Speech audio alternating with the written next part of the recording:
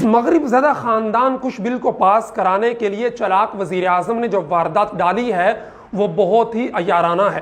اس بل کے تحت بیٹی اور باپ میں موجود تقدس کی پامالی، شوہر اور بیوی کے درمیان اعتماد کے رشتے کو پارا پارا کرنے کی مغرب کی تقریر میں تمام چیزیں موجود ہیں۔ چلاک وزیر اعظم کی یہ بڑی ہی خطرناک اور کامیاب چال ہے کہ جب انہوں نے مغربی ایجنڈے کی تکمیل میں واردات ڈالنی ہو تو وہ چند دن اسلامی تعلیمات سے ہم آہنگ بیان بازی کر کے چپکے سے اپنا کام کر جاتے ہیں۔ یہ گھریلو تشدد سے تحفظ کا بل ساری جماعتوں کی ملی بھگت سے پاس ہو کر قانون بن چکا ہے۔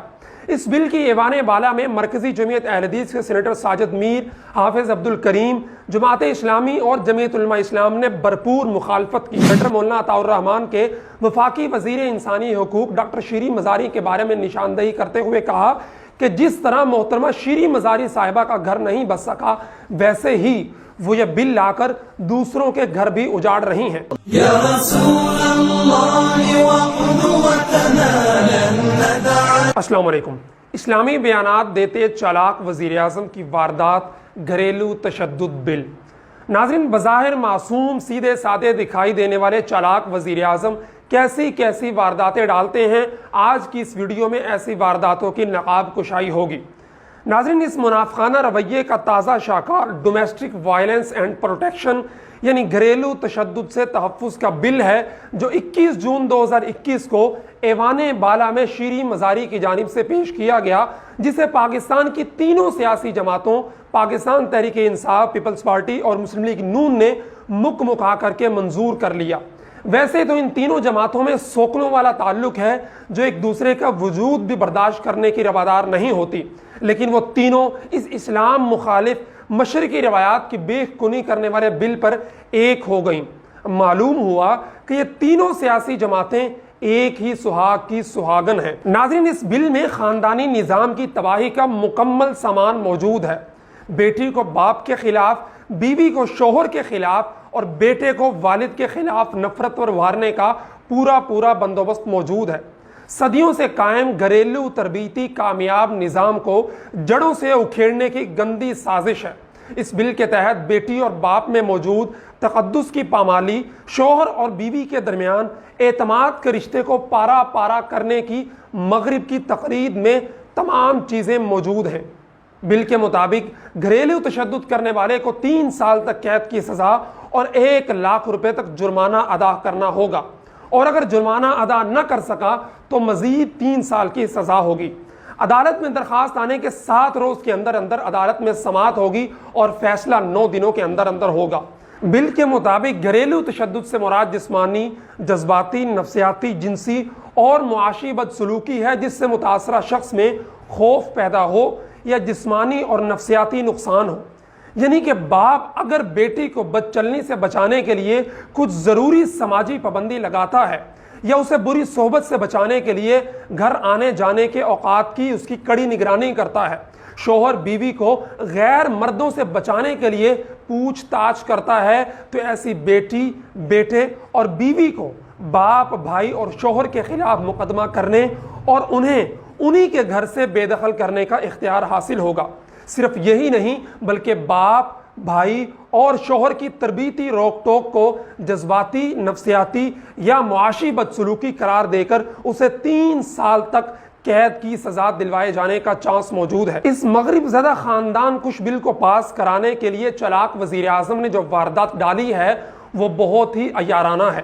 انہی دنوں میں مغربی کلچر میں پروان چڑھے وزیر اعظم نے فحاشی عریانی کے خلاف پے در پے اسلامی تعلیمات سے ہم آہنگ بیانات داغے، جس کے بعد تحریک انصاف کی میڈیائی ٹیم ایکٹیو ہوئی اور جناب وزیر اعظم کو خلیفۃ المسلمین باور کروانے لگے اور مشرقی اسلامی تہذیب کا ایوبی قرار دینے لگے، جبکہ در پردہ یہ بیانات اپنے فالورز اور عوام پاکستان کے سامنے اپنے آپ کو مشرقی روایات کا امین باور کروا کر مشرقی خاندانی نظام پر ضرب کاری لگانی تھی، جو کہ گھریلو تشدد سے تحفظ بل کی صورت میں بڑی عیاری اور مکاری کے ساتھ واردات ڈال دی گئی ہے۔ چالاک وزیر اعظم کی یہ بڑی ہی خطرناک اور کامیاب چال ہے کہ جب انہوں نے مغربی ایجنڈے کی تکمیل میں واردات ڈالنی ہو تو وہ چند دن اسلامی تعلیمات سے ہم آہنگ بیان بازی کر کے چپکے سے اپنا کام کر جاتے ہیں۔ ناظرین، آپ کو یاد ہوگا کہ عمران خان صاحب OIC اور یونائٹڈ نیشن میں توہین رسالت پر گرم جوش بیانات داغ رہے تھے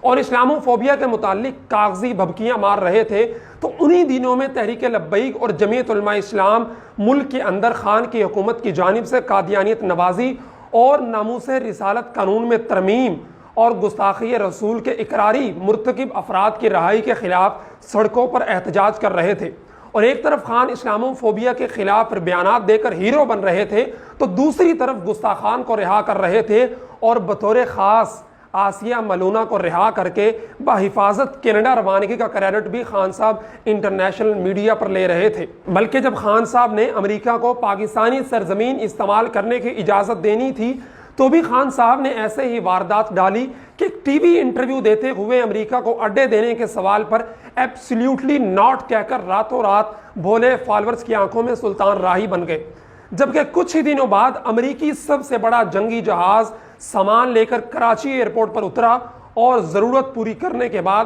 چلا گیا۔ الغرض، جب وزیر اعظم صاحب عوامی ترجمانی کے مطابق اور اسلامی تعلیمات پر مبنی بیانات دے رہے ہوں تو قوم کو ہوشیار رہنا چاہیے کہ اس کے بعد اسلام مخالف مغربی ایجنڈے کی تکمیل کی کوئی نہ کوئی واردات ڈالی جائے گی۔ ناظرین، خان صاحب کی تازہ واردات میں گھریلو تشدد سے تحفظ کا بل ساری جماعتوں کی ملی بھگت سے پاس ہو کر قانون بن چکا ہے۔